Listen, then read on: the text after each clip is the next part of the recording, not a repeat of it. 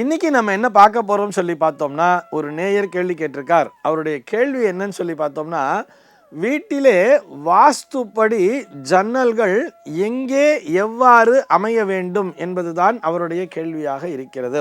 அதாவது பொதுவாக சொல்லணும்னா, வீட்டிற்குள்ளே வெளிச்சம் வருகின்ற வகையிலே, அதாவது காற்றோட்டம் மிகுதியாக இருக்க வேண்டும் என்பதற்காகத்தானே ஜன்னல்கள் என்பதையே அமைக்கிறோம். அதற்கு ஏற்றாற்போல், அதாவது நம்முடைய புவியியல் அமைப்பு தான், இந்த புவியியல் சார்ந்த விஷயங்களைத்தான் இந்த வாஸ்து என்பது குறிப்பிடுகிறது என்பதை புரிந்து கொண்டு நேர் கிழக்கிலும் மேற்கிலும் கண்டிப்பாக ஜன்னல்களை அமைக்க வேண்டும். ஏன்னு சொன்னால், சூரியன் உதிக்கின்ற திசை கிழக்குன்னு சொல்கிறோம், சூரியன் மறைகின்ற திசை மேற்குன்னு சொல்கிறோம். இந்த காலை மாலை இரு வேளையுமே அந்த சூரியனுடைய ஒளி கதிர்களானது நம்முடைய வீட்டிற்குள்ளாக வர வேண்டும். அந்த ஜன்னல்கள் மூலமாக சூரியனுடைய ஒளி கதிர்கள் எவருடைய வீட்டிலே விழுகிறதோ அவர்களுடைய வீடு என்பது ஆரோக்கியம் நிறைந்ததாக இருக்கிறது. சூரியனுடைய ஒளி கதிர்களுக்கு இந்த பாக்டீரியாக்களை அழிக்கின்ற தன்மை என்பது உண்டு அப்படிங்கிறது நம்ம எல்லாருமே படிச்சிருப்போம் இல்லையா?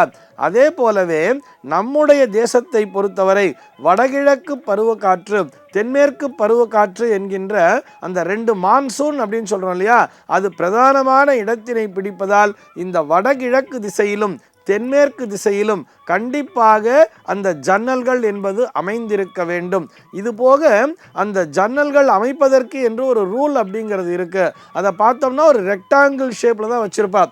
அதாவது நீள் சதுரம் சொல்ற ஒரு செவ்வக வடிவிலே தான் அமைந்திருக்கும். அதில் கூட பார்த்தோம்னா உயரம் என்பது அதிகமாக இருக்கும், அகலம் என்பது குறைவாக இருக்கும். கிட்டத்தட்ட ஒரு வாசப்படி மாதிரி தான் இருக்கும். நமக்கு வாசப்படிங்கிறது எந்த அளவுக்கு உயரம் வைக்கிறோமோ அந்த அளவுக்கு அகலங்கிறத வைக்க மாட்டோம் இல்லையா வீடுகளுக்கு. அந்த மாதிரி தான் இந்த ஜன்னலும் உயரம் என்பது அதிகமாக இருக்க வேண்டும், அதனுடைய அகலம் என்பது அந்த உயரத்தை விட குறைவாக இருக்க வேண்டும் ஒரு ரூல் இருக்கு.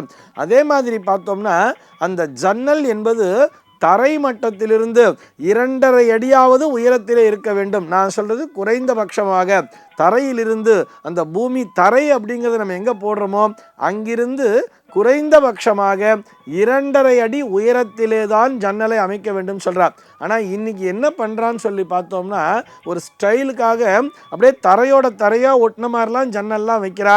அதுவும் பார்த்தோம்னா ரொம்ப ஃபுல்லாகவே பெரிய ஜன்னல் வைக்கிறா. இது போக என்ன பண்ணுறான்னு பார்த்தோம்னா, அந்த வாயிற்படின்னு சொல்கிறோம் இல்லையா, தலைவாசக்கால்னு சொல்கிறோம் இல்லையா, அந்த வாசக்காலை ஒட்டின மாதிரியே அதோட செட்டு மாதிரி அப்படியே பக்கத்திலே ஜன்னல், ரொம்ப ஒரு பெரிய ஜன்னலை எல்லாம் அமைக்கிறார். அதுபோல் நிச்சயமாக அமைக்கக்கூடாது. தலைவாயிற்படி என்பது தனித்துத்தான் இருக்க வேண்டும். அந்த 2 சைட்லையும் 2 மாடங்கள் மாதிரி வேணால் வைக்கலாம். அது கூட எதுக்காகனா இந்த விளக்கேற்றுறதுக்காகங்கிற மாதிரிலாம் அந்த நாளில் வச்சுருப்பா தெரியுமா. அப்படித்தான் செய்ய வேண்டுமே தவிர அந்த தலைவாசல் படியை ஒட்டியது போலவே ஜன்னல்களை அமைக்கக்கூடாது. ஏன் அப்படின்னு சொல்கிறோம்னா, இந்த தலைவாசல் படி என்பது பூமியிலிருந்தே தான் வரும், அதை உயரத்தில் வச்சிருக்க மாட்டோம். ஆனால் ஜன்னல் என்பது வேறு, தலைவாசல் படி என்பது வேறு என்பதை புரிந்து கொள்ள வேண்டும். இது சாக்ஷாத் மகாலட்சுமியினுடைய ஸ்வரூபம்.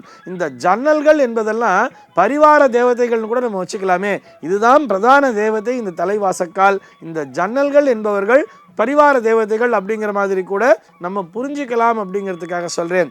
ஜன்னல்கள் அமைப்பது என்பது, அதுவும் வாஸ்து சாஸ்திரத்தின்படி ஜன்னல்கள் அமைப்பது என்பது இந்த புவியியல் சம்பந்தப்பட்டது, அந்த வீட்டிலே இருக்கக்கூடியவர்களுடைய உடல் ஆரோக்கியம் சம்பந்தப்பட்டது என்பதை புரிந்து கொள்ள வேண்டும். லாஜிக்காக பார்க்கணும். அந்த இடத்துல வச்சோம்னா நமக்கு அது வழியாக காற்று வருமா? இப்போ ஒரு சில பேர், இப்போ நான் கிழக்குலையும் மேற்குலையும் ஜன்னல் வைக்கணும்னு சொல்கிறேன். ஆனால் இவர்கள் வீடு வடக்கு தெற்காக அமைந்திருக்கிறது. இந்த கிழக்கு மேற்க பார்த்தோம்னா பக்கத்திலே ரொம்ப நெருக்கமாகவே வீடை கட்டியிருப்பா. சார் நாங்கள் ஜன்னலே அமைக்க முடியாதுன்னு சொன்னால் அதற்கு நம்ம ஒன்றுமே பண்ண முடியாது தானே. ஏன்னா வால் ஷேரிங்கே இருக்கும் இவங்களுக்குள்ள. கிழக்குலேயும் ஒரு வால் இருக்கும், மேற்குலேயும் ஒரு வால் இருக்கும். இப்படி இருக்கும் பொழுது கிழக்கு மேற்க வைக்கவே முடியாது. இது போன்ற அமைப்பில் என்ன செய்யணும்னு சொன்னால், இந்த தலைவாசக்காலுக்கு நேர் பின்னாடி இருக்கு இல்லையா, அந்த இடத்திலே ஜன்னல்களை அமைக்க வேண்டியது. அறைகளுக்குள்ளாக எங்கேயாவது கேப் இருக்குன்னு சொன்னால் அந்த இடத்துல ஜன்னலை வைக்கணும். அது நான் சொன்ன மாதிரி அது வடகிழக்கு மூலையிலும் இருக்கலாம் அல்லது தென்மேற்கு மூலையில் திசையிலும் இருக்கலாம். இப்படி தென்மேற்கு பருவக்காற்றினுடைய காலத்திலே தென்மேற்கிலிருந்து காற்று உள்ளே வந்து வடகிழக்கு வழியாக வெளியேற வேண்டும். அதே போல வடகிழக்கு பருவக்காற்று காலத்திலே வடகிழக்கிலிருந்து காற்று உள்ளே வந்து தென்மேற்கு வழியாக வெளியேற வேண்டும். இப்படி அந்த வீட்டிற்குள்ளாக அந்த காற்றினுடைய சுழற்சியும் அதே போல் சூரிய ஒளியும் வீட்டிற்குள் பட வேண்டும். அதற்கு ஏற்றாற்போல்தான் ஜன்னல்களை அமைக்க வேண்டும். சர்வே ஜனாः சுகினோ பவந்து.